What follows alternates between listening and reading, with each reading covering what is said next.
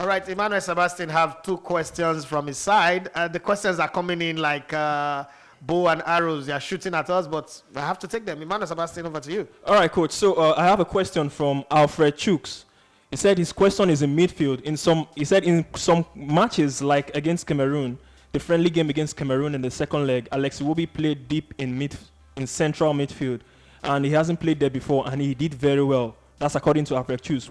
Will you want to experiment that more since we have midfield issues? Yeah, in the Cameroon games, we missed half of the team. So especially no defensive midfielder.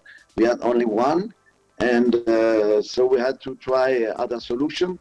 We tried already with Alex in London when we played in Wembley against England just before the World Cup. In the second half, we changed to 3-5-2, and Alex was already one of the defensive midfielders coming from behind and giving a lot of solutions with his creativity. So yeah, this is an experience we can do again. We are satisfied about what he did on this position. We have now other players who can play there. There's Kingsley Michael. Unfortunately, he's injured. This is a headache I have because he has been operated, a big surgery. We will not have him until the next year. And we found Bonke. He's also a good defensive midfielder. Well, still. When everybody is here, it's not easy to come in this position. All right, one more question from Emmanuel Sebastian. All right, so coach, you were in Germany recently in Munich, like you said earlier. You saw the game between Bayern Munich and Hoffenheim. Kevin Akpoguma was subbed off, injured in that game. Did you speak with him? Were you in touch? And how is the injury? And yes. How is he faring now?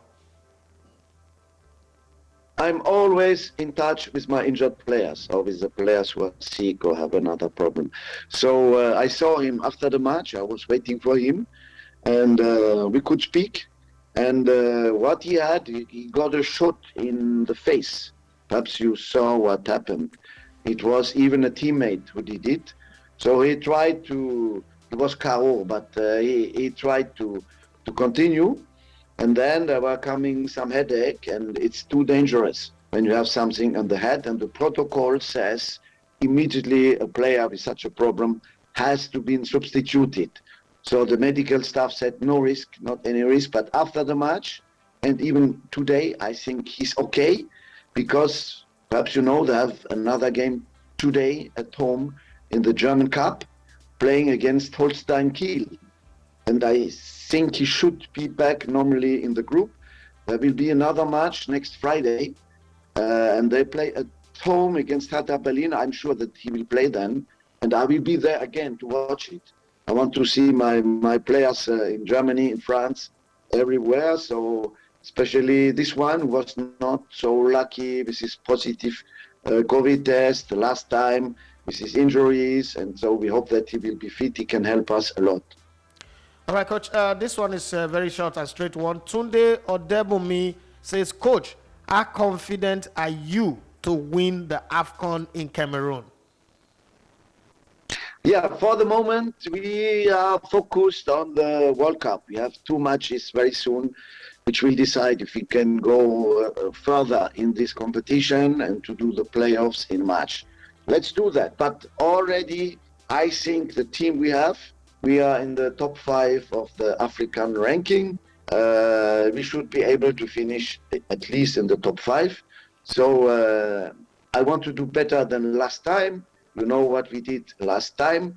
It was a nice bronze medal, but there are better things to do.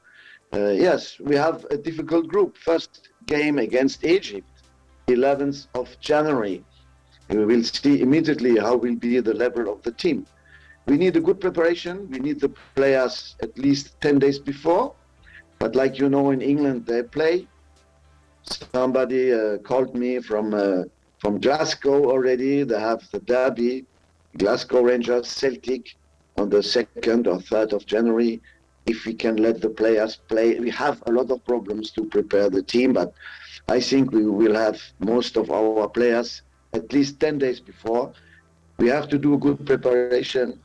I all the time ask for the best conditions for the training sessions. It's not easy to find in Nigeria.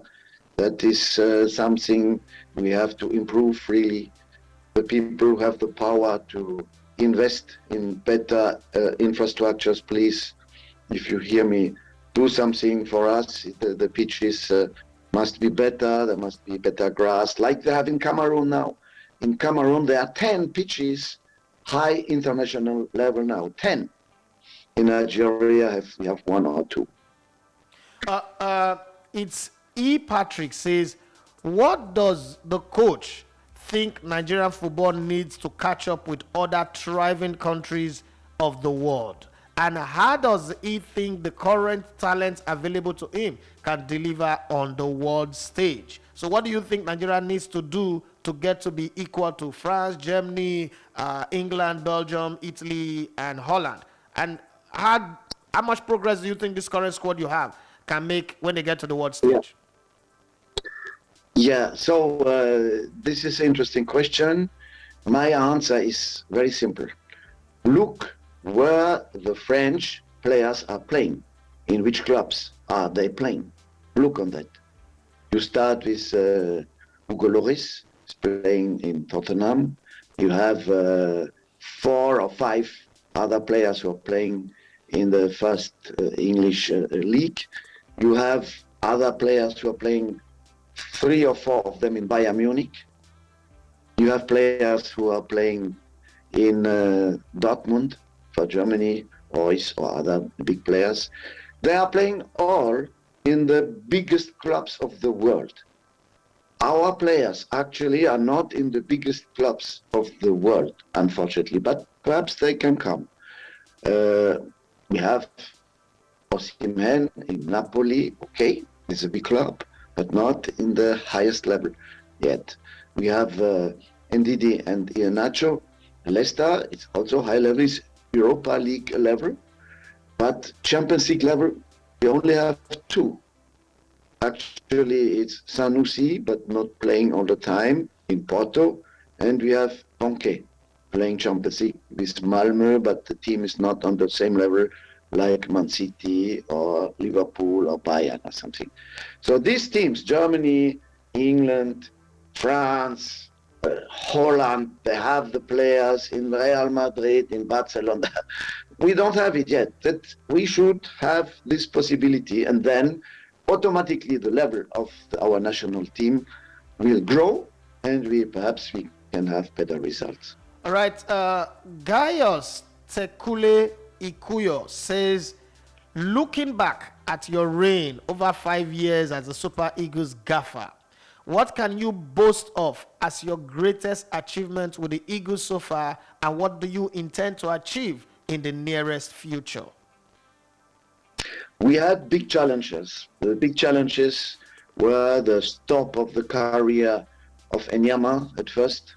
So we had the goalkeeper position like a big challenge. I'm happy that we could found very good and young goalkeepers for the future with Uzoho and Maduka.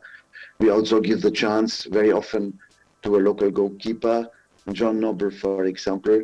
We have still Akpay with his experience. On this position, I think now, and this is a crucial position, we have the base already with these young goalkeepers.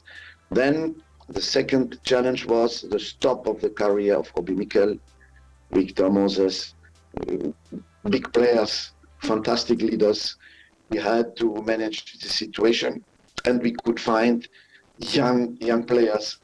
Also the stop perhaps only for the moment from Igalo was also a challenge to find again with Osimhen somebody able to score the goals. And they had to bring in players who are young, to bring in players who will grow. But I'm proud especially of the spirit we have in this team. You know, there is solidarity, and it's not only a word, it is action between the players. We have this exchange, we have this confidence each other, that we have, like in a family, a very good structure in our group, and there is confidence and a good atmosphere. Sometimes too good when they are singing so much in the camping. And this is crazy. And they put it in the social medias. I say, guys, it's okay. We have a good atmosphere. We are happy. There's a birthday. There's a little cake, but not too much, please. Sometimes I have to break down a little bit, but it is fantastic. And all the time it's a pleasure to meet everybody again. You are listening to Elegbete TV Radio.